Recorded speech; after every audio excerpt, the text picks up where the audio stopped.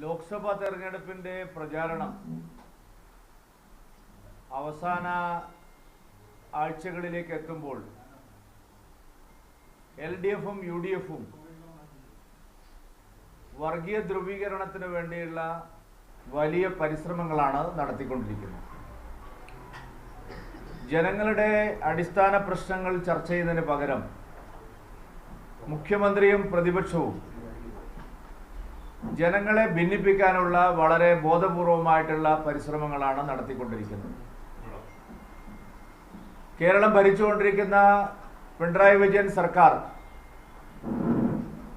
ഉത്തരം പറയേണ്ട പല ചോദ്യങ്ങൾക്കും ഉത്തരം പറയാതെ അവരുടെ പ്രചാരണം മുഴുവൻ CAA അതുപോലെ കേരള സ്റ്റോറി തുടങ്ങിയിട്ടുള്ള വിഷയങ്ങളിൽ ഒതുക്കുകയാണ്.